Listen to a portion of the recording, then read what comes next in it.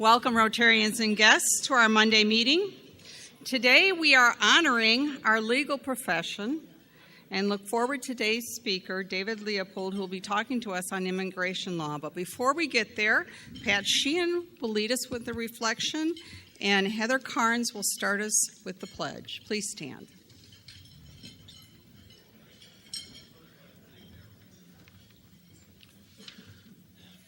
Let us pray.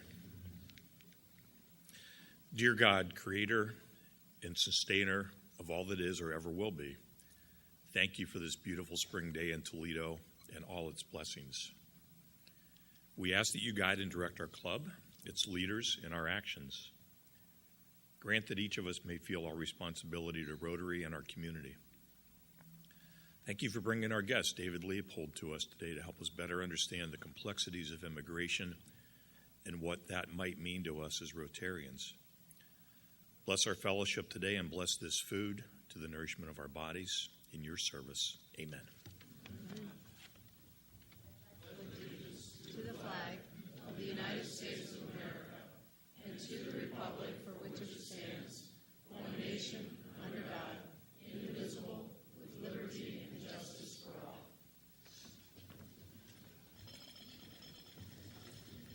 Thank you, Pat and Heather, for starting us out today, and thank you to Hartman Associates, who is our sponsor for the month.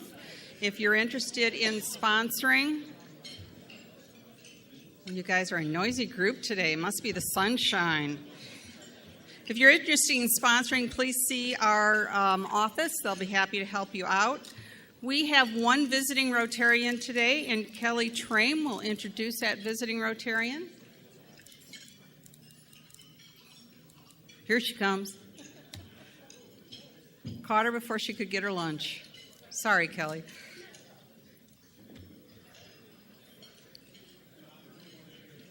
Hi, President Sharon.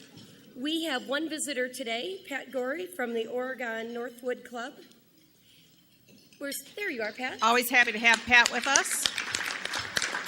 Thank you. Thank you. How about guests? Does anybody have some guests they'd like to bring to the floor mic and introduce them? President Sharon, fellow Rotarians, I'd like to introduce my son, Caden Guzman. He's a freshman, soon to be sophomore at Central Catholic, and with any luck, hopefully the founding member of Central Catholic's Interact Club. So. Wonderful. Welcome, Dave. President Sharon, I am so pleased to have with me today two guests, a long-term friend of mine, Alicia Monday, and her co-worker, Megan Evans, and they are from Evans, Beebe, and Field Financial Group. Welcome, Alicia and Megan. Thank you.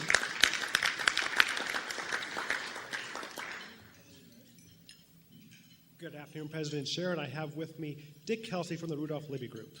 Welcome, Dick. Thanks for being with us today, folks. Great time to check in on your social media. Let them know you are at the Rotary Club of Toledo's Monday meeting.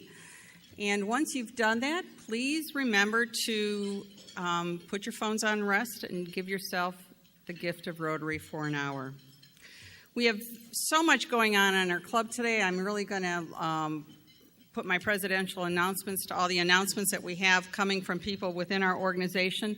But the really good news is what we're seeing is a really engaged club.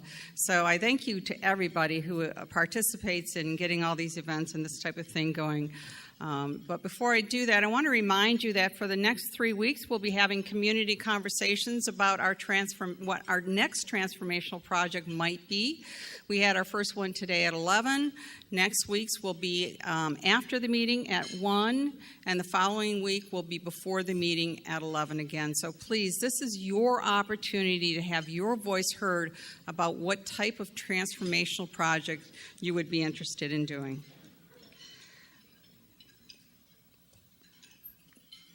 Some of you remember Jim Vassar. Many of you do not, the newer folks. But I have to tell you, when I first came to the Rotary Club, I was put into the Vocational Services Committee right away, which Jim participated in. It was something he was very passionate about. And unfortunately, Jim is not with us today, but what he left us is really, truly a legacy about being a true Rotarian.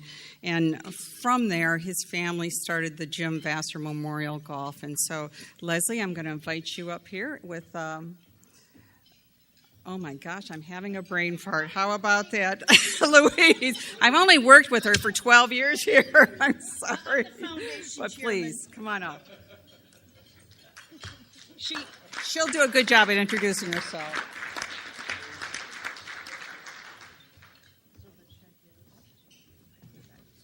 Oh my gosh. Flying off the stage. Okay. All right, no.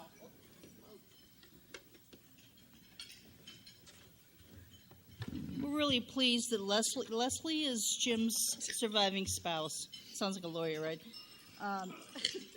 And this has been going on. This golf outing is held every fall for the last 5 years in September. And so we are really pleased to be one of the charitable recipients, we being the Toledo Rotary Club Foundation, of a $7,200 check from the net proceeds from this golf outing.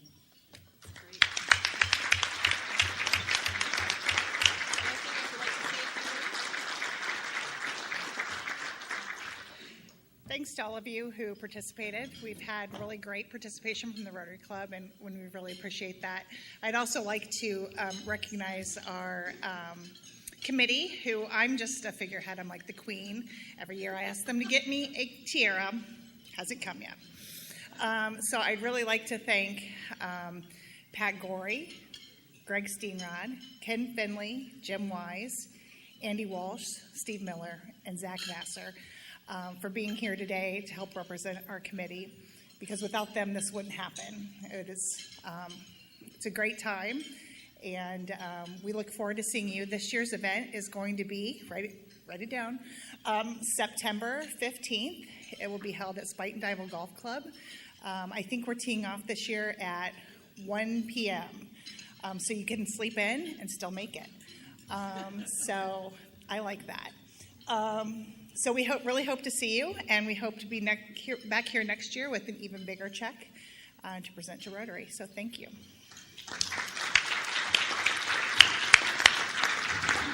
Thank you, Leslie. We're honored to be the recipient of that grant. And Louise, I truly apologize because, my God, we've worked together for 12 years. I don't know how that happened. Anyway, Gary Murphy was so good last week that we brought him back again for a new member announcement as he welcomes Casey from the YMCA. I'm doing bad today. You guys can fire me in about a month and a half. Thank you, Sharon. I have with me today Casey Holk, our newest member. Born in Madison City, Iowa. His first job was a paper boy. Hardly ever got any on the roof of his customers' homes.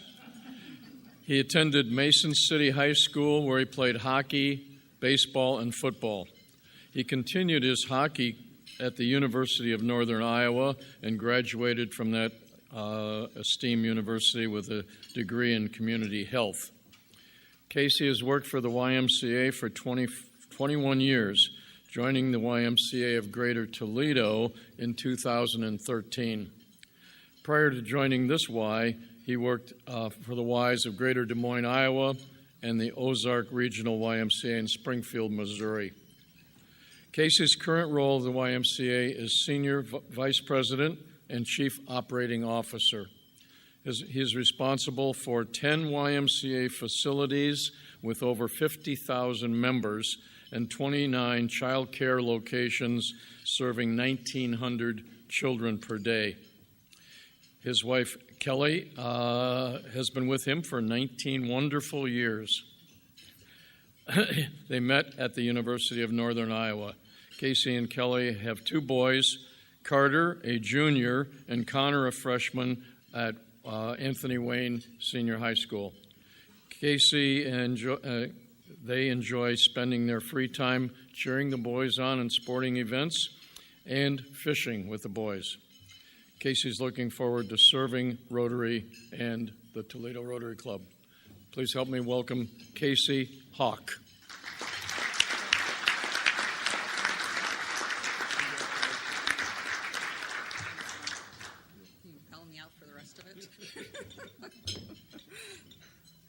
Okay, at this time, I'd like to invite Tim Ryan, who is our first vice president, to come to the floor mic and talk about transformational projects.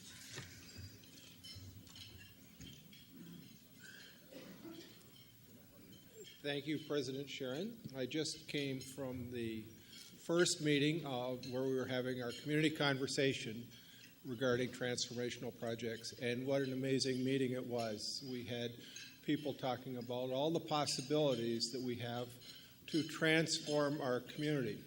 It's really talking about what the future of the Rotary Club of Toledo is going to be, and as you heard a few minutes ago, our next meeting is going to be next week at 1 o'clock, and the following week will be at 11. We're staggering the time so we can give everybody as much opportunity to be present and make their views known to the club, and so that at the end of the day, when we come up with a transformational project that we want to do, the whole club has participated. So I hope you'll come. Thank you. Thank you, Tim.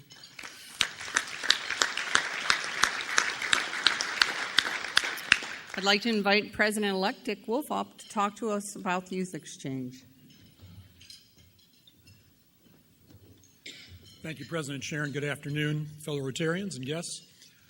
We have committed in this past year as a board to host a youth exchange student. We haven't done that for a few years. And it's certainly a way to promote Rotary's ideals of international fellowship and peace, and it's a great opportunity for us this year.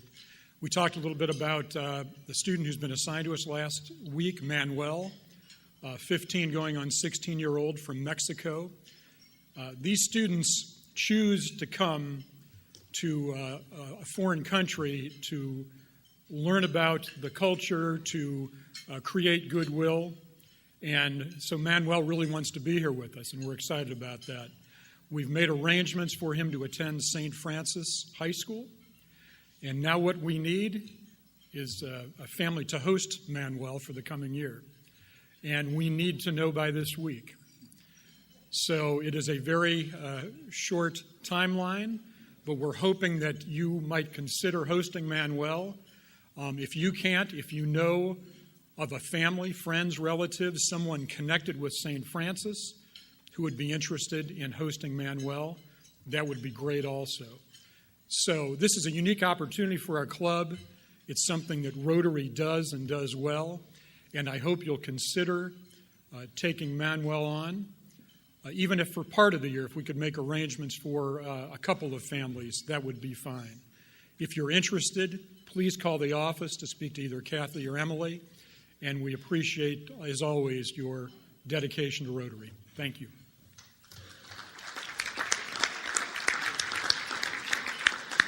Thank you, Dick. We look forward to your year coming up.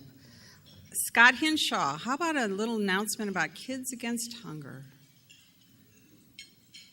Thank you, President Sharon. Kids Against Hunger, our annual food pack, is going to happen May 19th. That's a Saturday. It's coming up pretty quick. We're going to do it from 9 a.m. until 10:30, and it's going to be at the Renaissance Hotel, so it's a little change from years past. But we're doing it with the district conference, and so we appreciate anybody's help. You can sign up through the Spoke, so there's an online sign-up, or you can tell me or Emily, and we'll get you on board. So hoping people can help out. Thanks. Thank you, Scott. Scott mentioned the district conference. The district conference is being held this year in downtown Toledo, so I really encourage you, if you can at least give a day to the opportunity. We've got some great speakers. I understand Christine Brennan's going to be one of the keynote speakers. So it's a great opportunity to network and find out some great projects that the other clubs in our district are doing. Speaking of great projects, Mike Noble on the Mesa Bike Ride.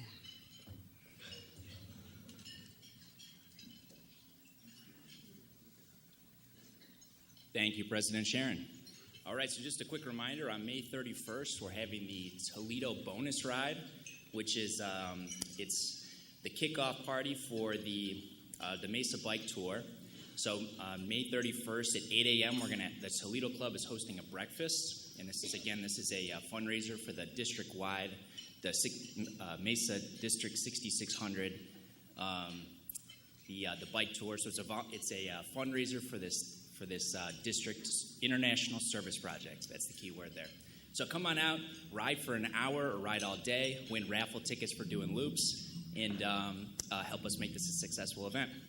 Thank you very much. Thank you, Mike.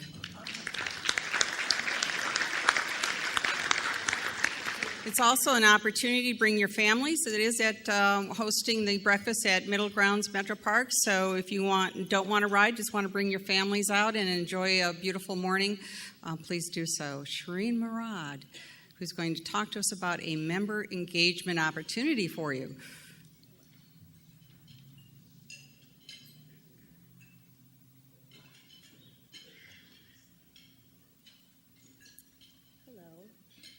We're going to do our first annual Rotary on the River, held on June 2nd. We're going to make our voyage aboard the Sandpiper boat from downtown Toledo, a lovely 2-hour sunset cruise down the Maumee. We are inviting and encouraging members to bring your spouse or significant others to spend an evening out on the river.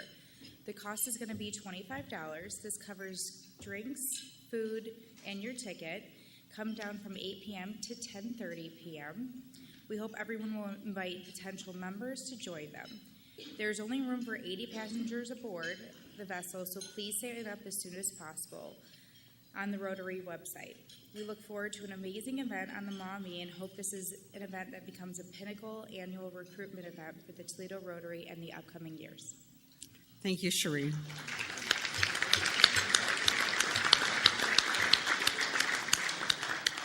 So we haven't given the judge a chance to eat his lunch yet, but Judge, you're up to introduce our program today.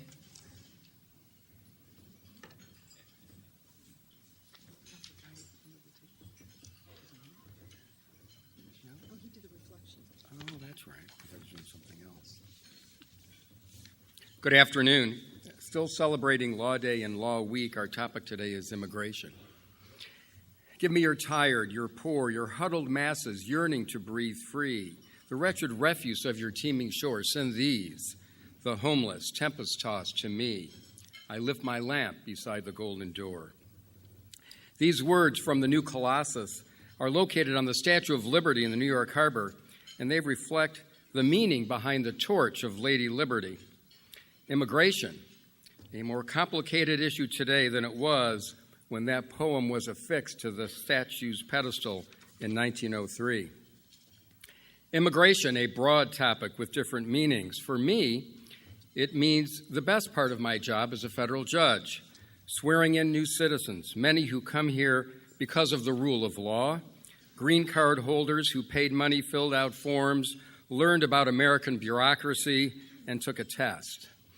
It also means the most difficult part of my job, sentencing someone to prison, deporting individuals who have broken the law from those whose only crime is entering illegally, where they may have worked here to help support a family for a few months or many years because conditions back home are intolerable or because opportunity here is greater.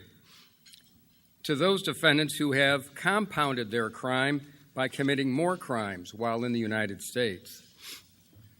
The federal courts in Southern California, Arizona, New Mexico, and Texas, the border courts, are burdened with very heavy criminal dockets because of illegal immigration, requiring other federal judges from around the country to assist. But that's only the tip of the immigration story. What about immigration judges? Who are they? What about dreamers, DACA, caravan at our California border with hundreds from Central America seeking asylum? What's asylum all about? What is the role of ICE? What is catch and release? What kind of authority does ICE have to catch and release? What about CAT, the Convention Against Torture? What about withholding of removal? What does that mean? And what about the INA, Immigration and Nationality Act? What about calls for Congress to close loopholes in our immigration system? Immigration touches all three branches of our government. I Googled immigration this morning, and the three top stories were: Trump administration ends special immigration protections for 50,000 Hondurans.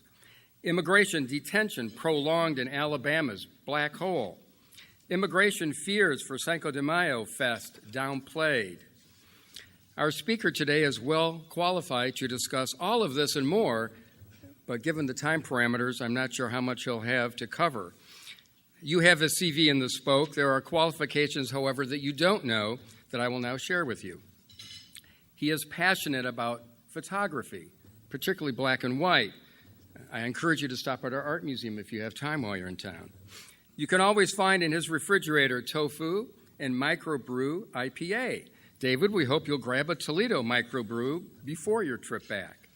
His pet peeve is drivers who honk at cyclists. He did not ride his bike here today, so we're okay there. His most memorable moment was when he visited Germany with his father, who fled the Nazis in 1938. Emigration, the flip side of immigration. Please welcome David Leopold.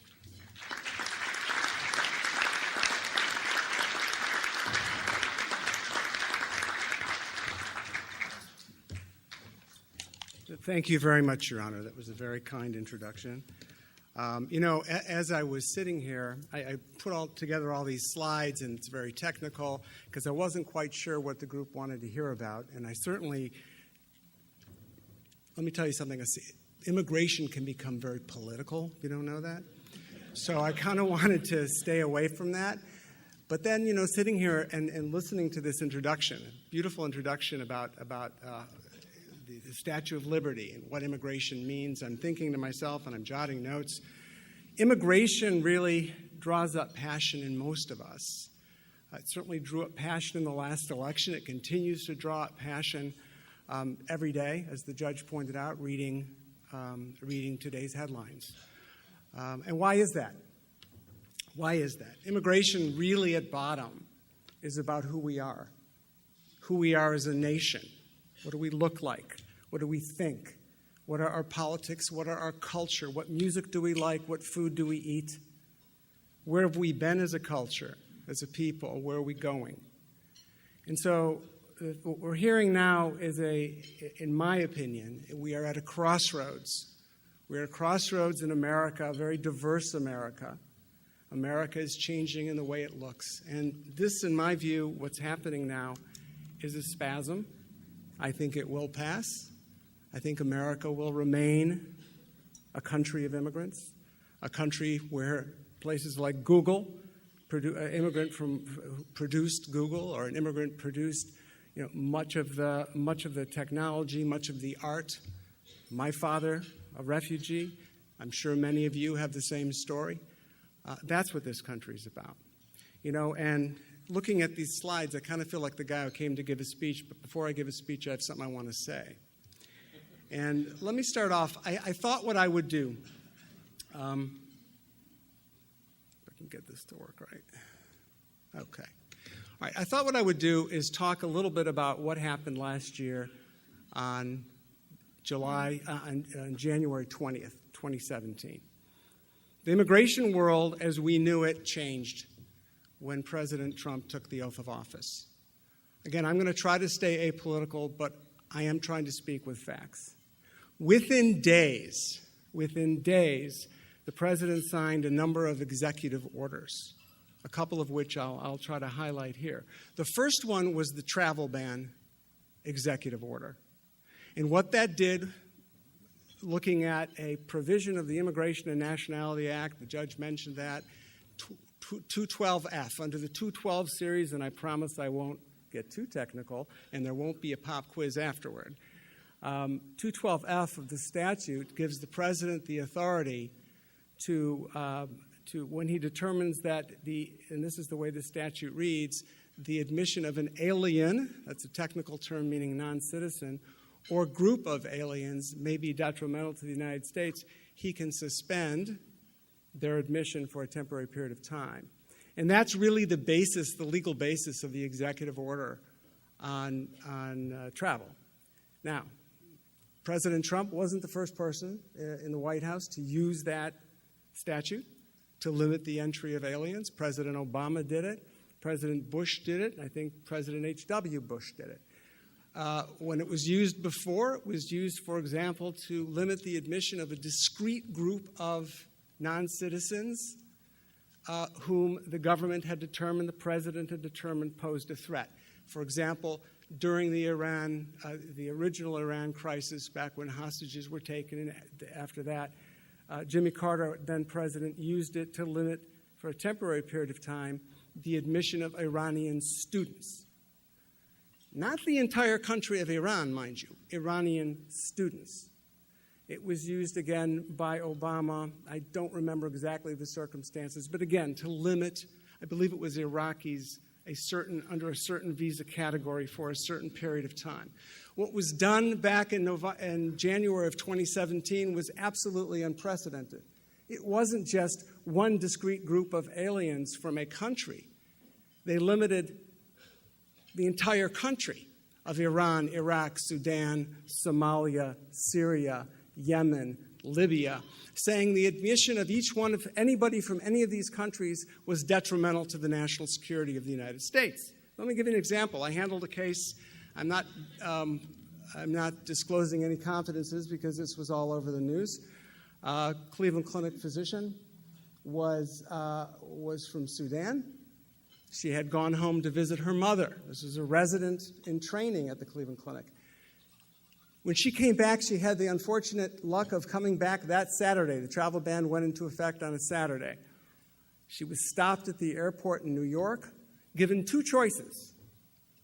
You can either leave voluntarily on the next flight, or we'll deport you on the next flight.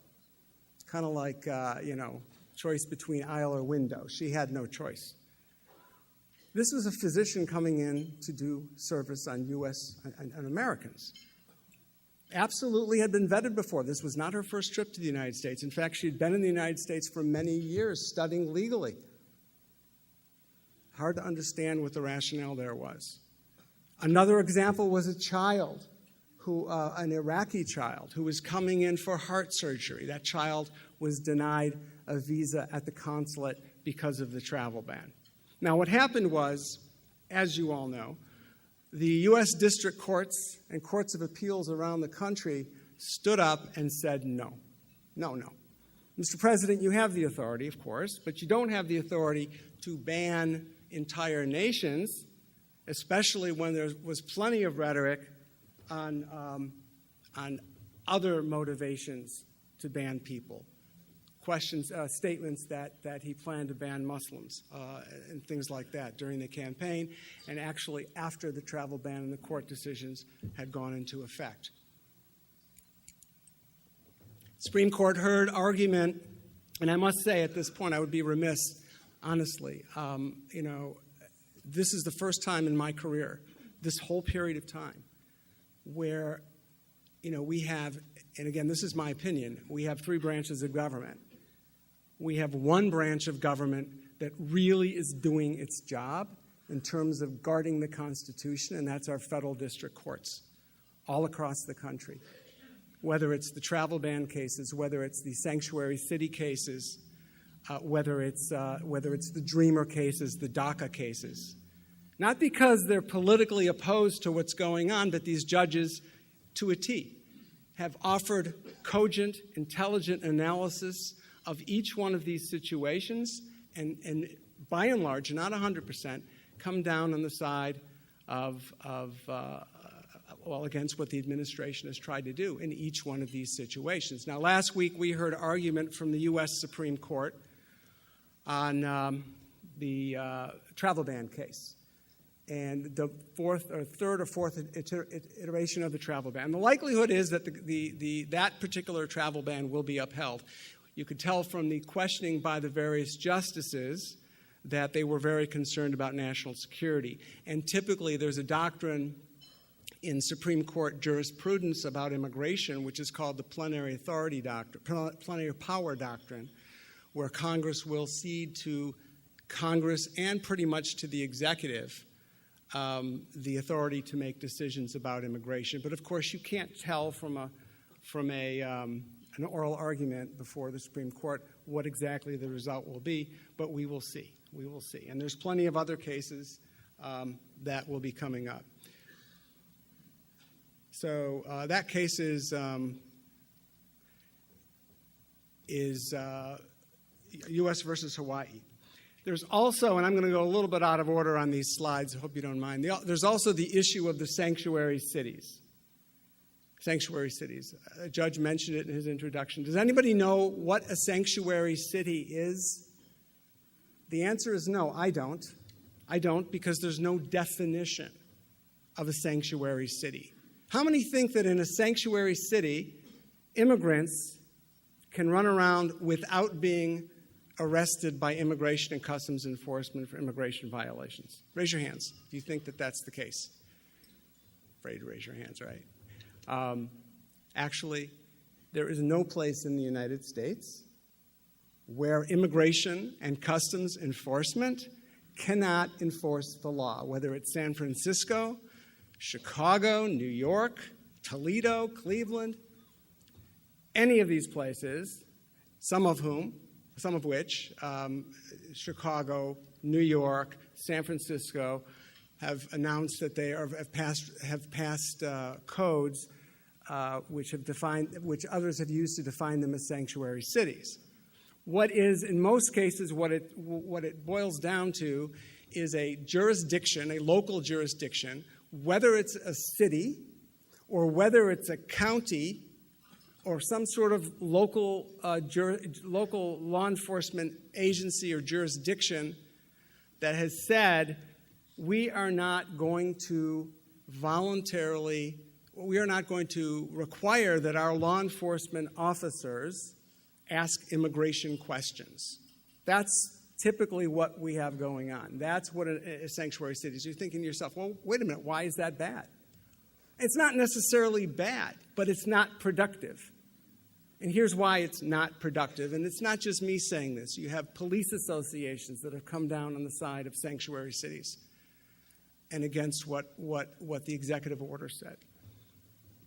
The reason is local law enforcement. Local law enforcement, by and large, relies on community trust. Police officers being able to go into a community and investigate a crime. If an individual who's undocumented witnesses a murder or witnesses a theft or witnesses a rape or some horrible crime, he or she may be much more reluctant to come forward and bear witness to a local law enforcement agent if he or she is worried that they're going to be taken into custody and turned over to immigration. That's the basic bottom line as to why these cities have sort of said to their officers, you don't have to ask about immigration. And I will tell you something else about this. Being in the United States, to burden local law enforcement with the knowledge of immigration law, as the judge pointed out, immigration law is extremely complicated, extremely counterintuitive. A lot of it just doesn't make sense because the statute has been hobbled together over 40 years from different Congresses with different types of political interests. Much of it doesn't make common sense.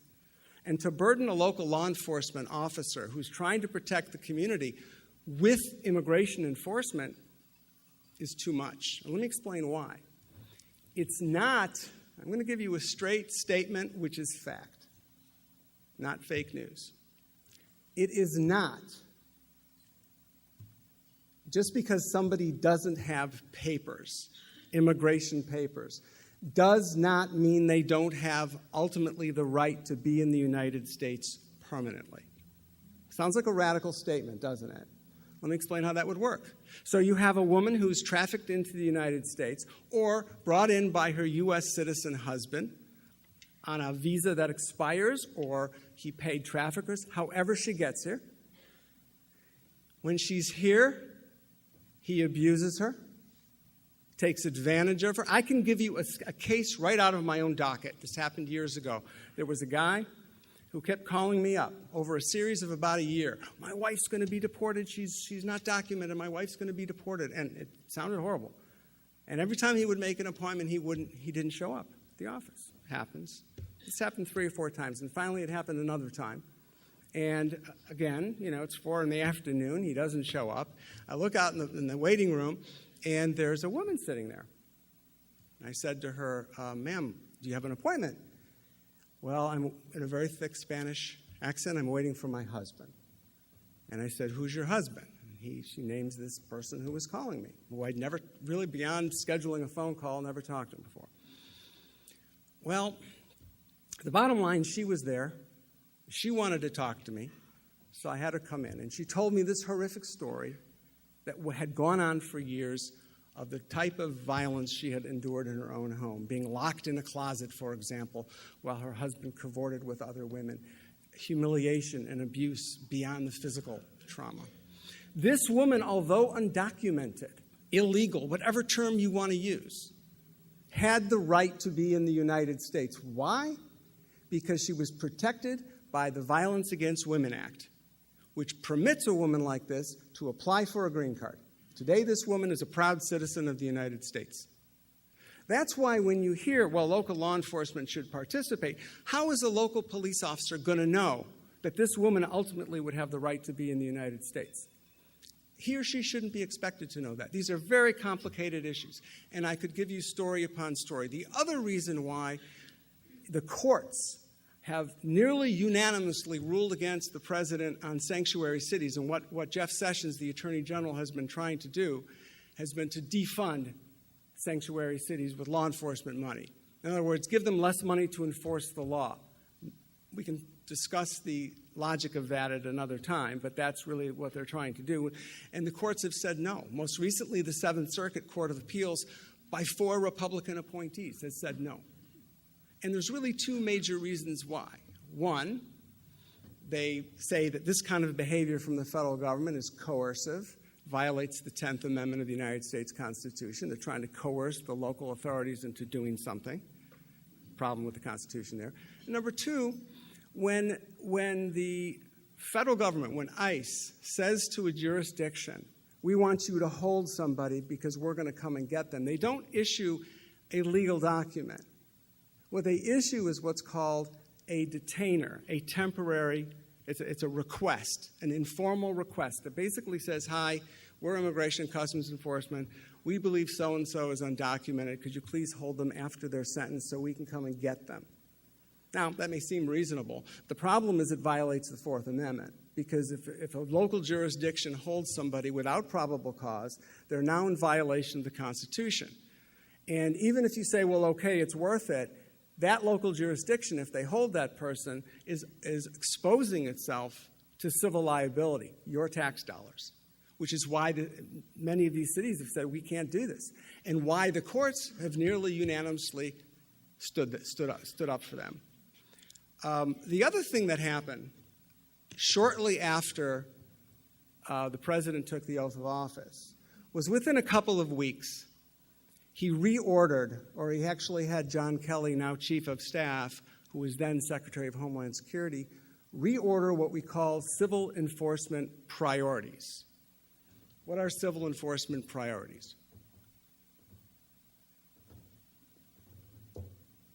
These are the Congress mandated, required the president to set civil immigration enforcement priorities. Stated simply, Congress said to the president years ago, back in 2002 when the Homeland Security Act was enacted, Mr. President, you need to tell us, you need to prioritize which undocumented immigrants you're going to go after first as a matter of public policy. That's in the statute. So under President Obama, you've heard that, it was lawlessness and people were not getting. Actually, that's not true. President Obama, by the numbers, actually deported more people than President Trump has in the first 6 years. And there were a lot of issues there. But President Obama eventually, in 2014, reordered his immigration enforcement priorities, actually solidified them in a document, and basically said, these are the priorities. Look, number 1, we're going to go after non-citizens who have committed felonies, serious felonies, and who are national security risks, terrorists or threats to the community. Those are the first people we're going to go after. Second people we're going to go after are recidivist misdemeanors, people who commit petty crimes but just are not making it, in terms of following the law and create a danger, people with DUIs, that sort of thing, over and over. And finally, people who are under final orders of removal entered into after January of 2014. Final order of removal is the technical term for a deportation order. And why is that important? That's important because what the third priority was, as a high priority, was people who had come to the country recently and then found themselves in immigration court. They were also a priority. And as a first priority, recent border crossers. Right? So after this executive order is issued, the enforcement by President Trump, the enforcement priorities completely change. And I remember sitting there at my desk trying to understand them because they're couched in terms of, well, we're going to go after criminals, blah, blah. But they go on, and basically, if you really read the fine print, and they're online, you can get them right on the Department of Homeland Security website, everybody is a priority. Everybody. So somebody who is a convicted rapist, and I'm not overstating this, these are the priorities right now.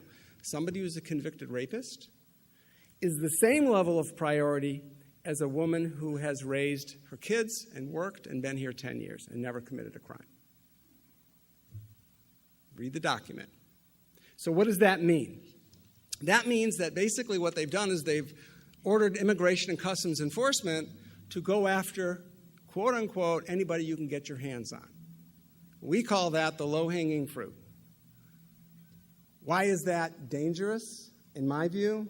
It's dangerous because, first of all, who's more likely to come in, who's more likely to present less of a threat during a law enforcement arrest? A grandmother or a hardened felon? So what's going on is, and you can go to Cleveland, to Brooklyn, where Immigration and Customs Enforcement's executive office, Enforcement and Removal Operations Office is, on any given day, and see the hallways. That's where the people under final removal, final deportations orders have to report, packed with mothers and children. Who else is going to show up? The people that comply with the law. So we've only got so many people who are enforcing the immigration law. Who's going after the security threats? Who's going after the criminals? It's a question of people power.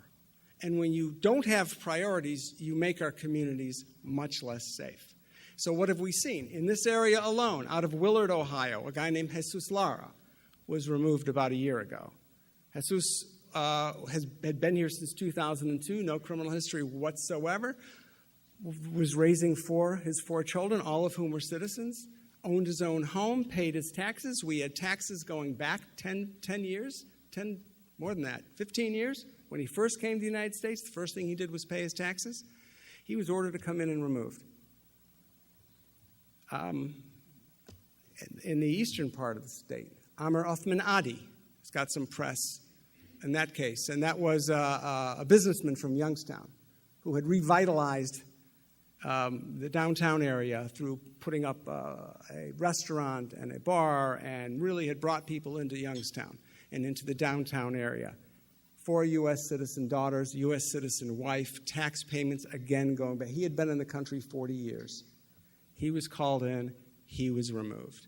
And these are the people, not the bad hombres we were all told about. These are the people who are being removed right now. So what I wanted to show with these slides is that even though the courts have pushed back hard against this travel ban, what we essentially have right now is a virtual wall.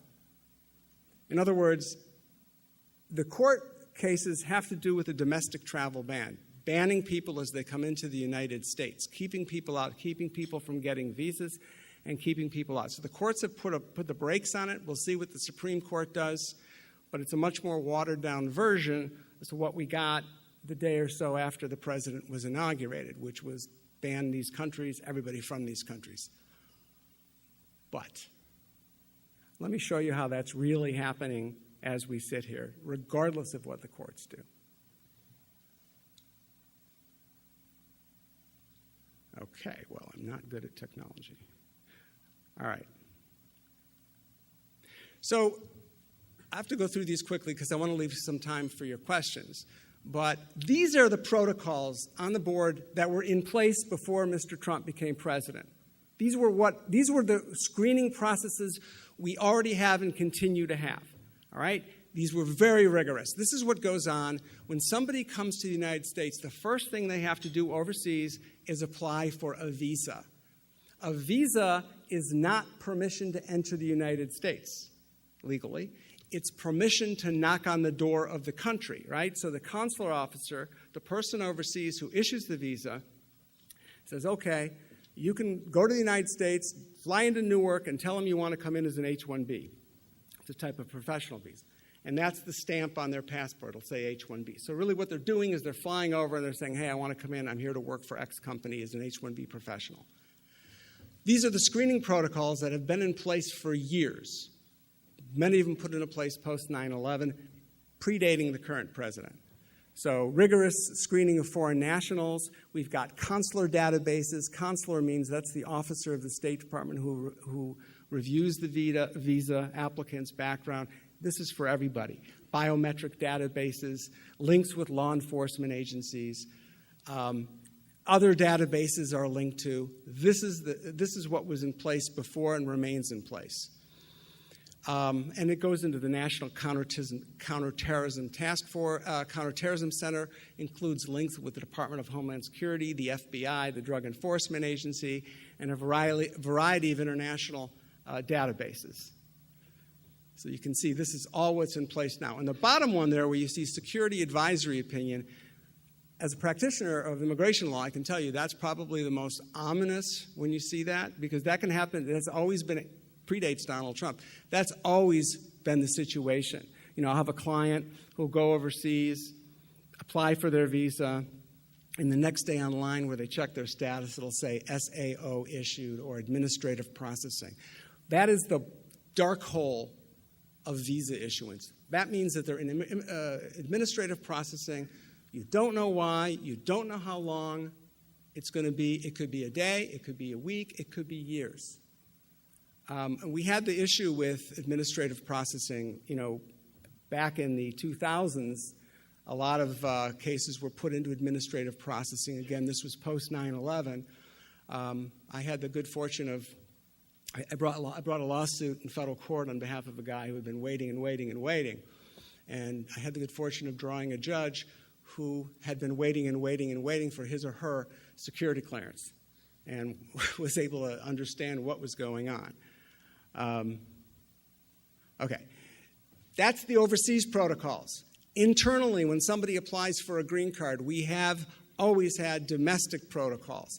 This is these are the databases. Same, roughly the same thing.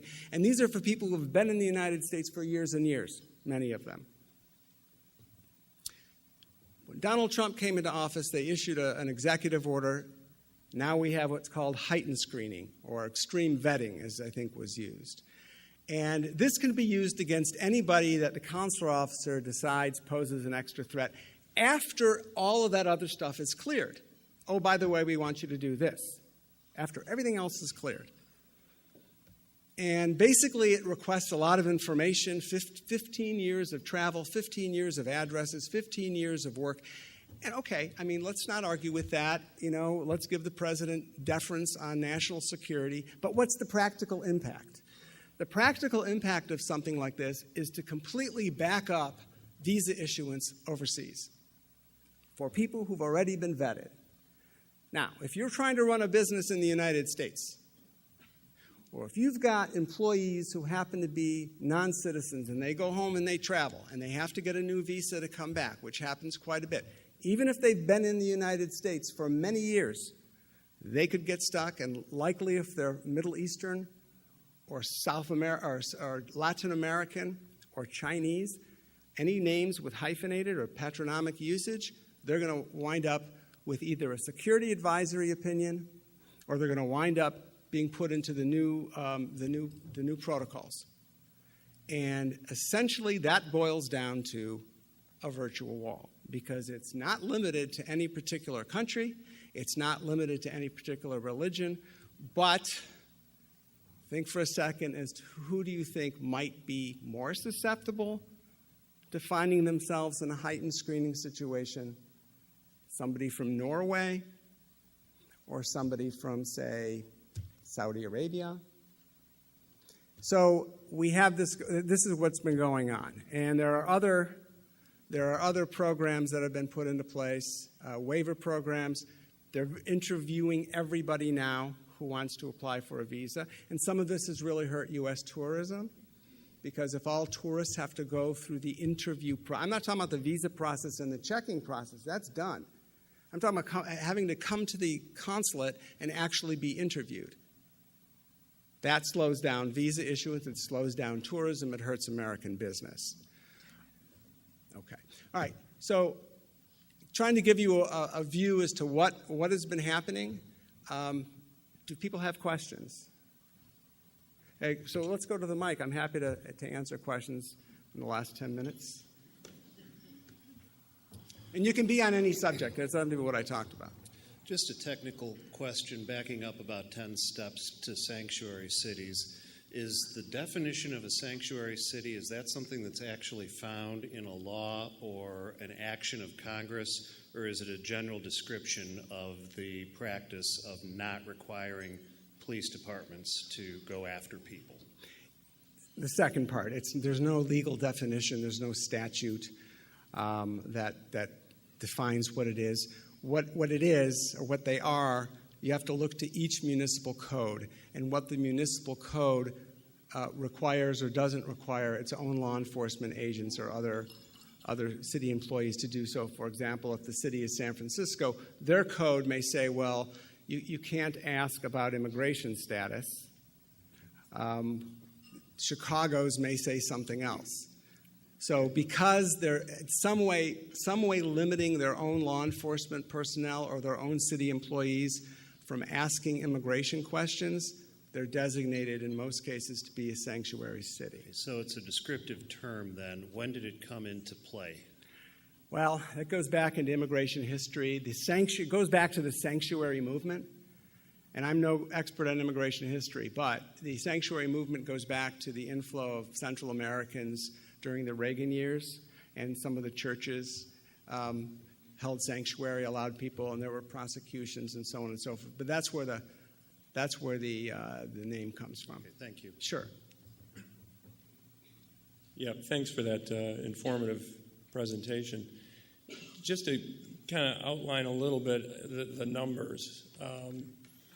How many aliens are in this country right now that wouldn't meet the test that you were describing, where they may not have documentation, but they could legally be here? And do we have any idea how many are coming in per year? Yeah, okay. And then of that, do we know how many are the kind of criminals or people that we really don't want here? Sure. And then, I know this is a lot, but how many of those that were, Do you guys have another hour? Yeah. But just real quick, and then under the Obama administration in those last years when you were talking about that, how effective was that program when there was a very clear focus? Mm-hmm, mm-hmm. How effective was it at meeting the need to get some of those undocumented criminals out? Happy to answer those. Yes. So the first one, how many aliens? I assume you mean undocumented or illegal, whatever term you want to use. Yeah, ones that wouldn't technically be allowed to stay here. The estimate is about 11 million. How do they know that, by the way? How do they get to that estimate? A good chunk of these folks pay their taxes. How do they pay their taxes? Because they don't have Social Security numbers. They use international tax ID numbers. So it can be estimated. But it's roughly 11 million. It's gone down. In terms of the numbers per year coming in, I think last year the statistics showed about 300,000 people crossed undocumented at the southern border. I can tell you that we are at levels not seen since the 70s. In other words, undocumented, illegal, unauthorized immigration is down to levels we haven't seen since the 70s. That's just not me talking. You can check those facts with PolitiFact. You can check it with the Pew Charitable Trust groups. You can check it with the Cato Institute. those numbers are pretty solid. So we are at almost net zero undocumented immigration. Where a lot of folks come in and become undocumented is illegally. Good chunk of the folks that are here in the United States without documents came in perfectly legally through visas and overstayed. So I'm not saying there's no problem. What I am saying is that the whole talk of a wall, which is another thing, is really kind of just a political shiny object. There's really, given all the protocols, given all the technology, there's very little use for a big, Great Wall. The other part of your question was criminals, right? How many folks are corrupt? The undocumented population in the United States, the estimates are that about 86 or 87% have no criminal history whatsoever, period. 13% do, but that's not, I'm not able to tell you of that 13%, how many of those are rapes and murders and how many of those are people who drove without a license. What we like to call, or what we call immigration-related offenses. Because I don't have immigration status, I had to drive to get milk for my daughter, and I got stopped by the police driving without that sort of thing. So it's actually a very low percentage. And that, if you look at the numbers as a whole, immigrants in this country, legal, undocumented, commit crimes at a far lower rate than native-born Americans. Don't take my word for it. Let me cite you to the American Immigration Council's website. They have great stuff. That's IMMCouncil, like citycouncil.org. Great stuff on immigration and crime. And then the third one, I can't read my own writing, priorities. I think you asked how effective were the priorities under Obama. Well, what I can tell you is this, that under the last 2 years of the Obama administration, if somebody had not committed a crime, if somebody had been here and raised a family, if somebody had paid their taxes, they couldn't work legally, but they were not under threat of removal, at least for that period of time. And the hope was that there would be some sort of immigration reform which would permit them to work their way, to earn their way towards some sort of legal status, whether we call that a pathway to citizenship or simply a pathway to legality. But so in that sense, it was effective because the only people Immigration and Customs Enforcement really could go after were criminals. And they did. You committed a DUI, you were done. You were done. There was no questions asked. And that's, relatively speaking, not a serious offense. It is, God forbid, if somebody gets hurt. But in the scheme of things, it's not a serious offense. Those people were cracked down on quite a bit. So I think it was effective. A couple more minutes. Go ahead. I just have one simple question. I hope you know the answer. When did the United States first enact laws restricting who could enter the country? Yeah, I should know this because I used to teach immigration at Case. The Chinese Exclusion Act, I think, was the original. There were Chinese exclusion laws in the early part of the century, which kept out. Which century? 20th. Yeah. We'd think it could be this one now at this point, but the 20th century to keep out Chinese workers in the West, and that was, I think, the beginning of it. So for 150 years, there were no immigration laws as such. Right. That's right. And so a lot of people would come to the United States, go to Ellis Island, and they would get a health check, and they would be admitted, and that's how you became a U.S. citizen, basically. I'm going to do this very quickly. I spoke to you earlier. I'm a research scientist, and I must say that any immigration laws that look like this one would preclude the admission of most physicists and chemists and engineers into graduate programs in the United States. That's about 50% of the graduate students. So that's one thing. And my other hat that I wear is sort of interesting at this point, and that's the Robert H. Jackson Center, where I was the former chair of the board of the Jackson Center. If you saw MSNBC on Friday night, Rod Rosenstein was interviewed by Rachel Maddow. I thought I was listening to a Jackson advertisement. Well, thank you. And you raise a good point. If we had more time, I'd talk more about it. The other crackdown is on business immigration. Business immigration is being limited. And I'm not talking about people coming in to take jobs from U.S. workers. I'm talking about people who have already been vetted through the system and for positions which the employer has had to show that there are no U.S. workers available. that's a whole different discussion we can have another day. But thank you very much for having me.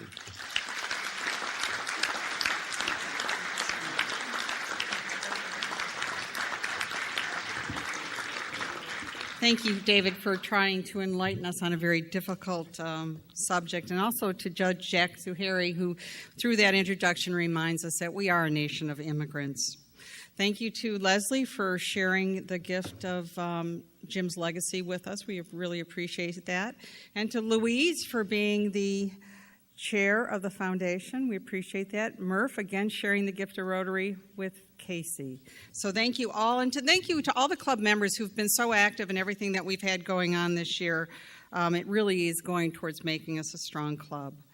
Folks, remember to be patient. It's orange barrel season, so just put your patient hats on for that. And thanks certainly to our Trav group back there for making this a great meeting once again. Their next week's program is Isaac Schiefler and Julia Faulkner Peklevanis. I said it, I did it. Who's going to be talking about Alzheimer's research. There are no committee meetings today, so I want you to go out and make it a great day. And please make a difference in somebody's world today. Thank you. We are adjourned.